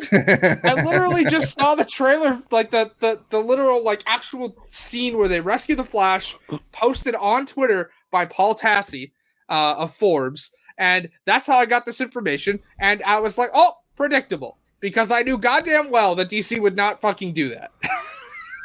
Yeah. Shout out to Forbes for keeping their video game journalism alive. I mean, Paul Tassi is their live service guy, man. I know. But like Forbes is consistent. I don't see everything because it's sometimes behind a paywall. But I digress. Are we ready to talk about the strike? So hold on before we move on to the strike. Sure. I just want to say, with Paul Tassi, I unfortunately usually have to be I read the headline and move on because I don't have the money for a Forbes subscription. So paywall. Yeah. Which I totally get why they do, but it is what it is. Yeah, that's another frustrating part about like media is like if you want the good stuff, you have to pay for it, and like I can't afford that, man. So Yeah. All right. Video game performers are on strike, and AI is the sticking point. Performers are seeking clear safety and protection measures like 5-minute breaks per 1 hour of recording and a medic on site when performing stunts.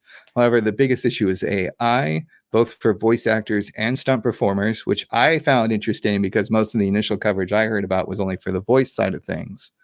And I have two quotes here. One is generally from labor and the other is from the studios. And I'm quoting from an NPR article here. Performers who spoke to NPR say it's important to recognize that they aren't arguing that AI can never or should never be used in games. They just want to make sure that uses of AI are clear, understandable, and compensated. And then from the video game companies, a spokesman from the video game companies involved in the negotiations released a statement saying the companies and the union have already found common ground on 24 out of the 25 proposals, and that they are disappointed the union has chosen to walk away when they're close to a deal. The video game companies say they're prepared to resume negotiations.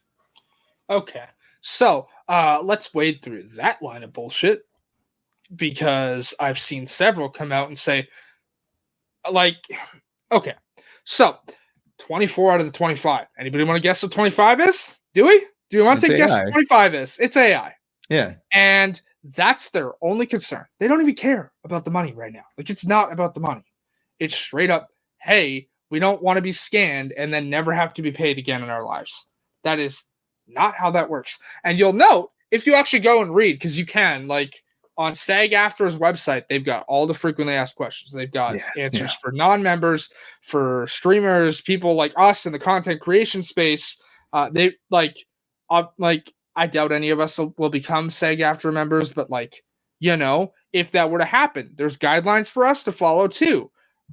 They're not really asking anything of us except to do what we're doing now, which is talk about the strike and to just use the proper channels when we do so.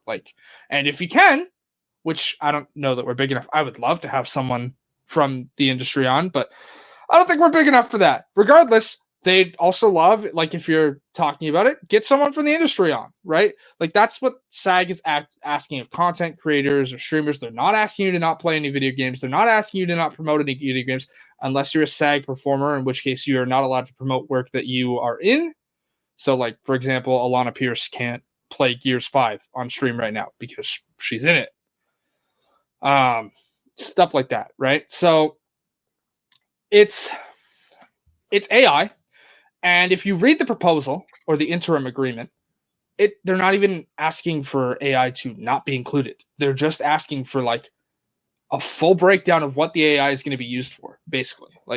That's I mean, that's why in the quote it's a clear, understandable, and compensated.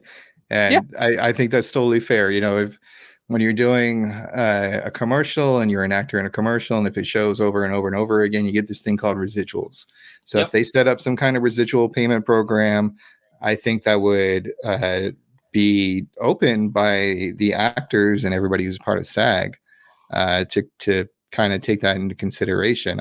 I thought it was a very reasonable response from the labor side of the argument and a very stereotypical response from the employer side.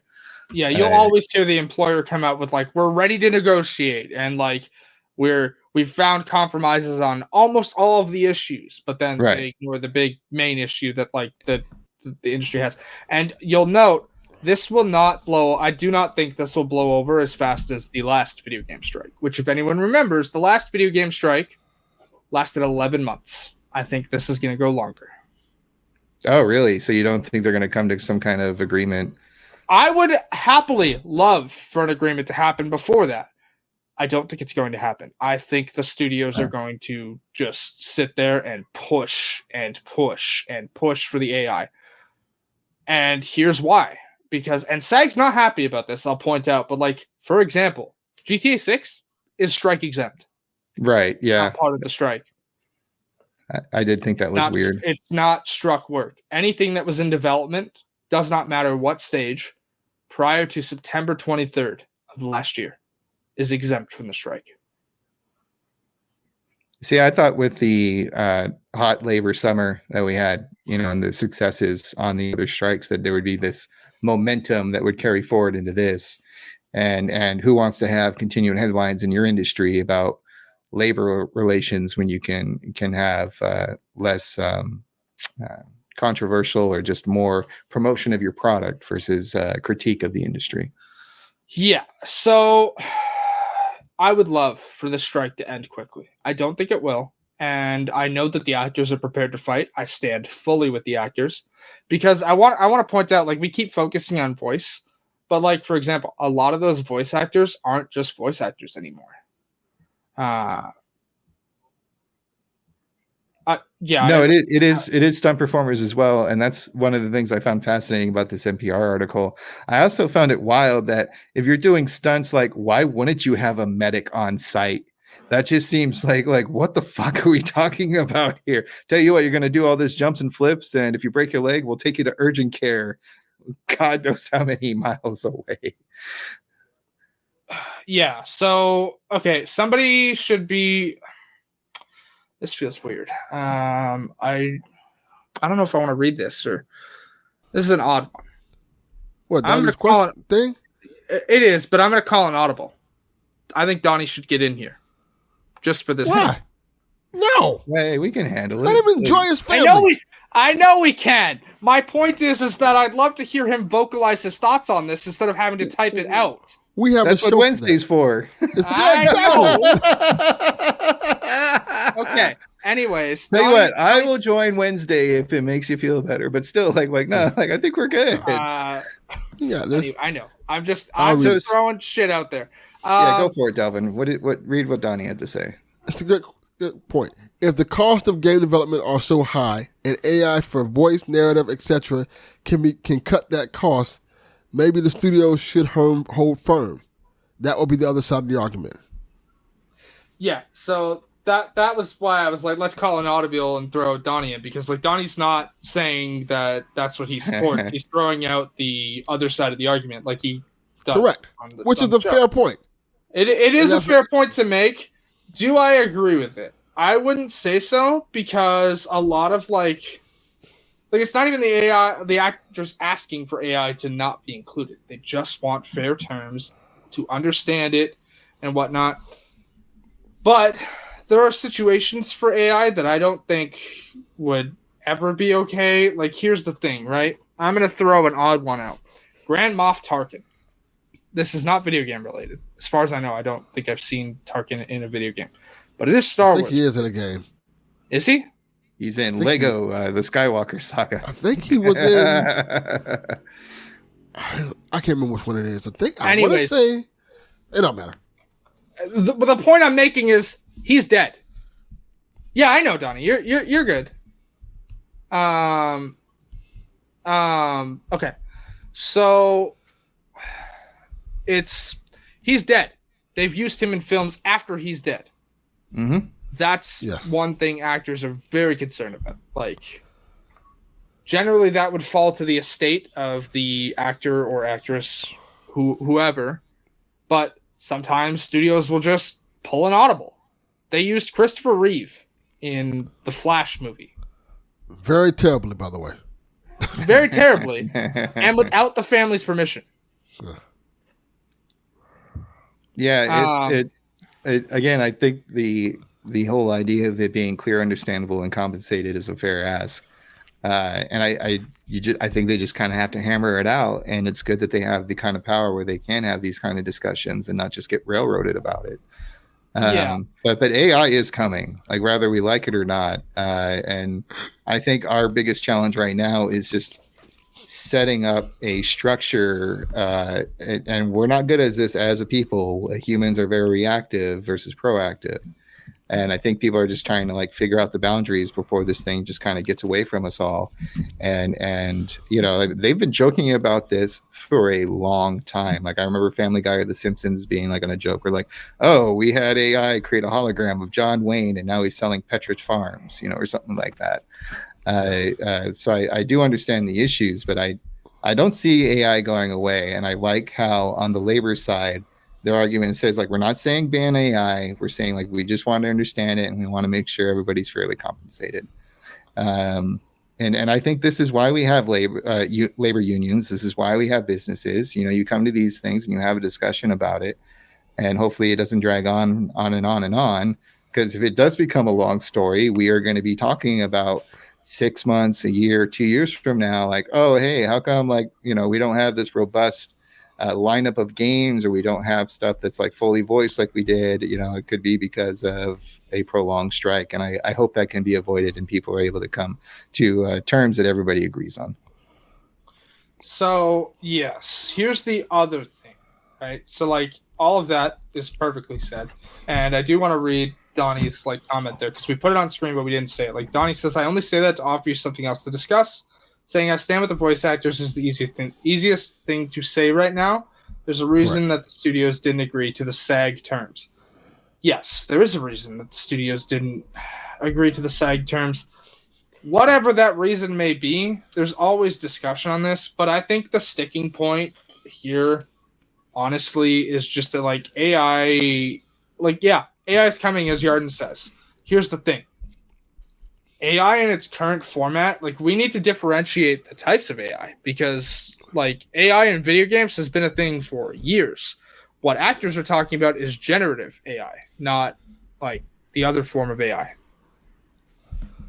which that's a whole other discussion, is the different types of AI. But they're talking about the kind where it just a learning algorithm takes their voice and it develops a whole dialogues tree on its own with that person's voice, and they didn't get paid for it, right? That's what actors want clear terms on, right?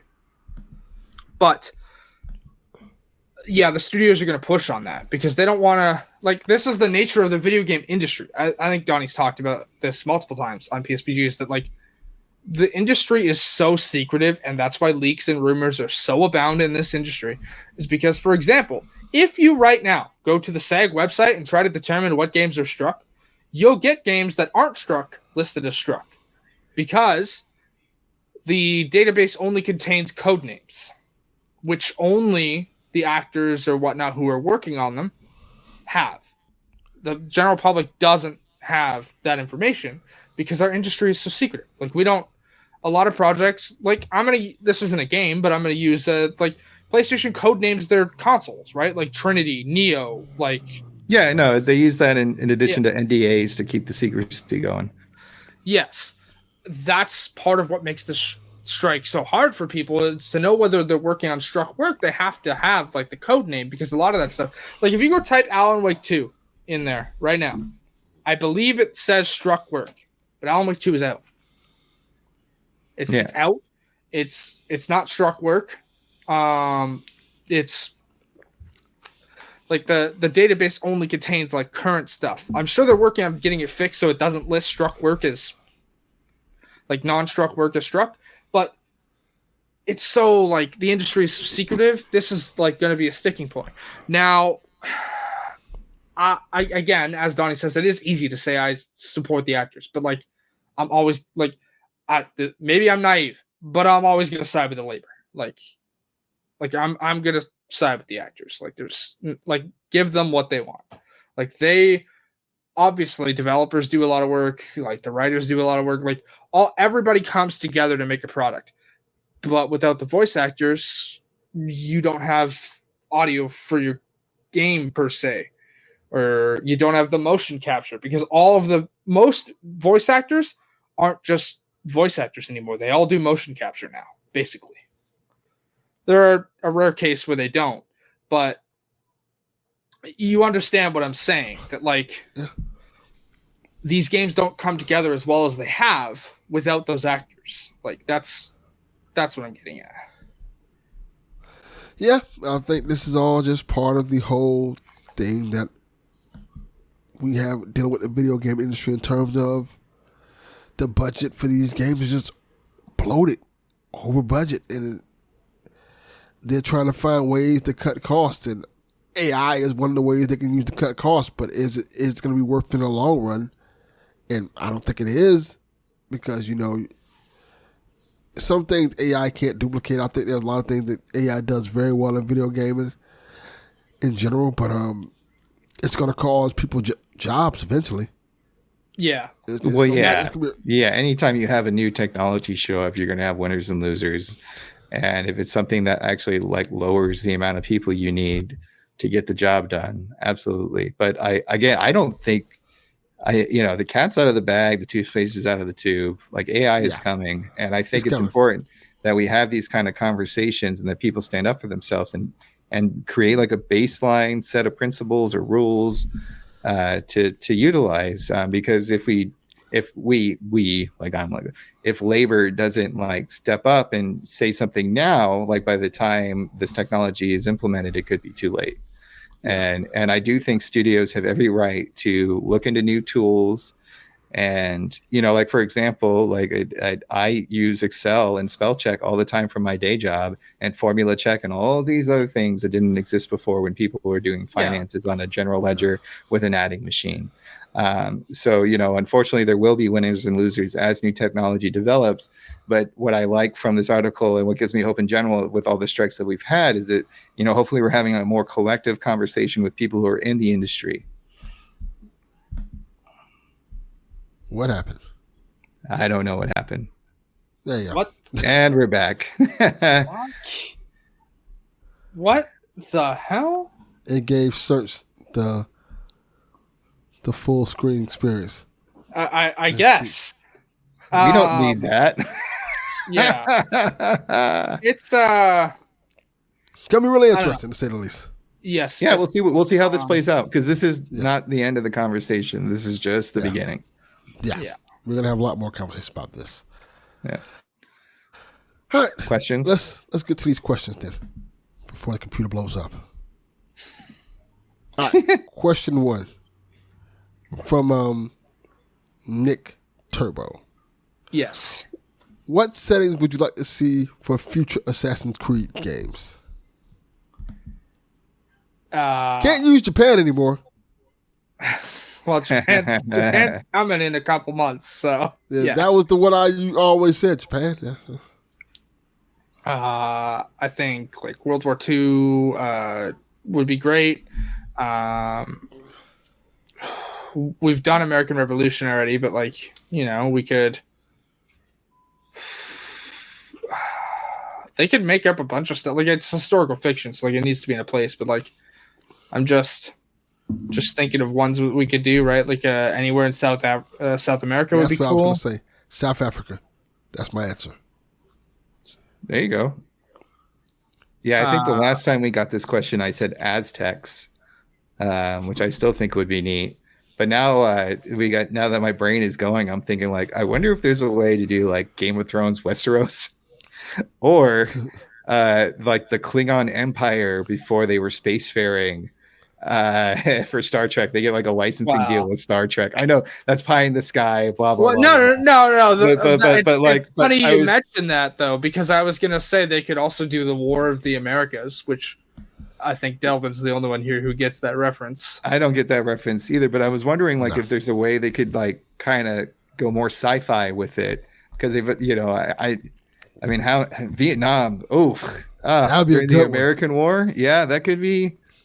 That could be a different twist to the franchise. Anyways, the War of the Americas is a DC Comics reference to Earth 2. Okay. Industrial Revolution America would be good. They've done Industrial Revolution London, so New York, Chicago. Yeah, that'd be cool. Yeah, the Cold War. Have they done World War I yet? Yes and no. Yeah. Okay. Kinda. So here's like to answer that for you, Snerts. So in Assassin's Creed Syndicate, the Animus is essentially like glitching through half the game. Not in the way that it was in Unity, because in Unity you end up in a full sequence sometimes where that was the game actually glitching in Unity. Sure, but I'm actually talking about the scripted segments where like, 1 second you're Arno in Paris, but then now you're in medieval London, or now you're in like Paris having to climb the Eiffel Tower and shoot at a World War, I think it's 1, but it might be 2. Okay. Plane attacking you.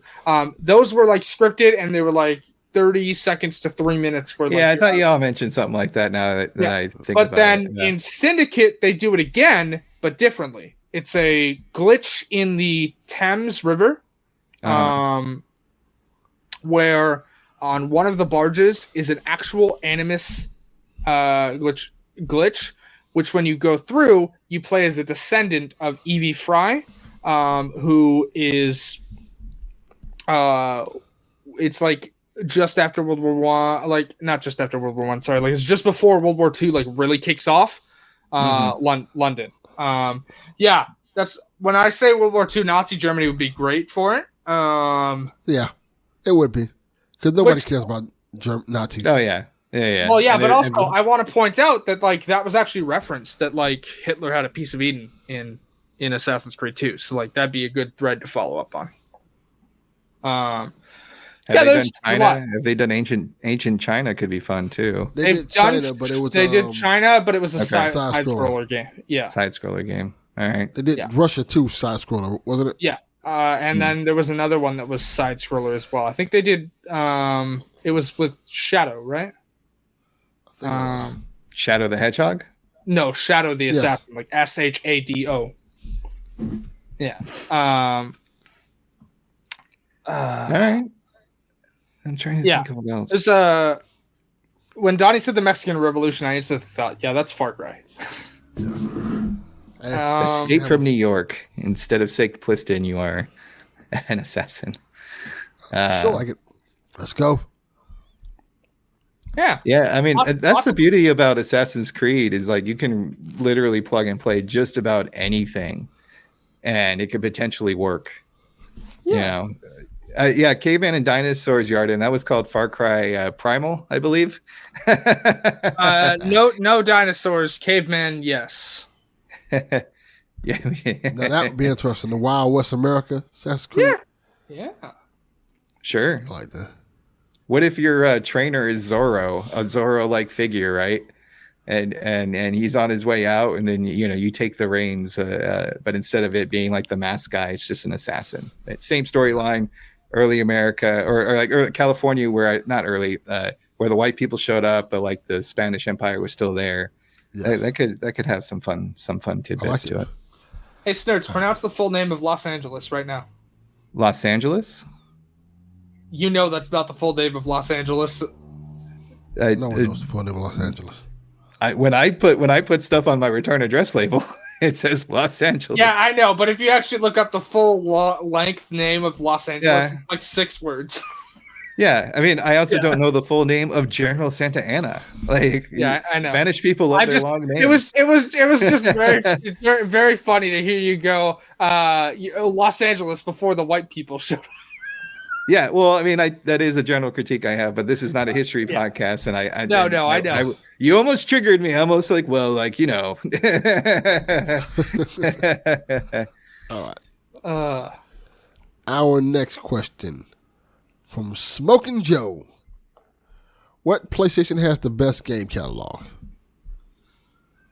I swear we answered this on our last. Yeah, podcast. I want to say we've answered this one, but I'm just gonna go PS4.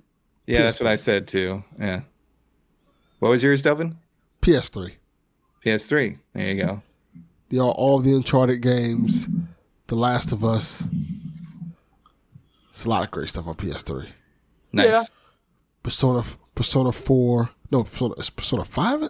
Yeah, Persona 5's on there. I think Persona 4 and 5's on PS3. Persona 5 on PS3? I'm going to double check that. That was one of the last PS3 games. Nice. Persona 5 PS3.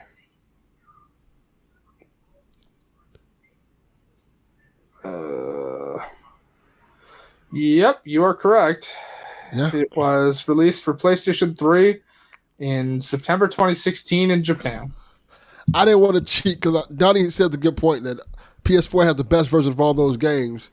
I agree. Yep. But I was trying to pick the console that just had the games that the games came out on, as opposed to like cheating, like because then if we're gonna cheat, then on the PS5 then. I mean,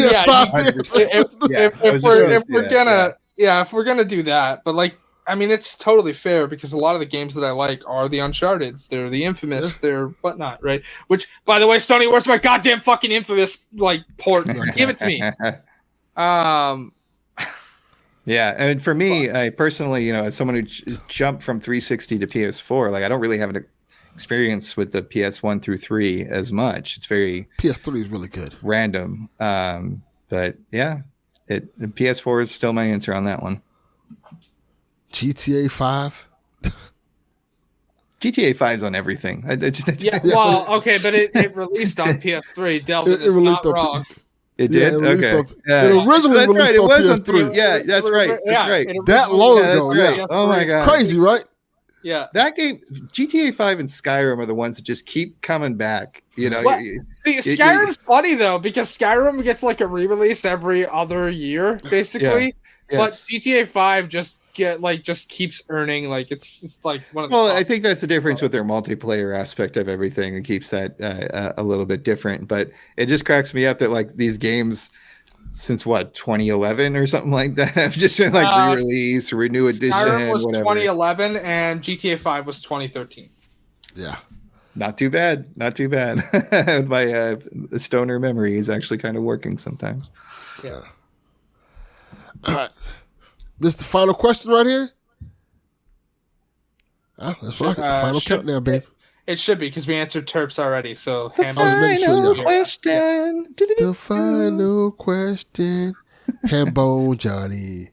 Ask us the final question. Are you going back for the Elden Ring PS4 Platinum? No, doing that once on PS5 was enough. I do not have the intention of downloading the PS4 version and getting all of the achievements there. No. You could be at 55. Okay, but I could also get 55 through any of the other games releasing this year.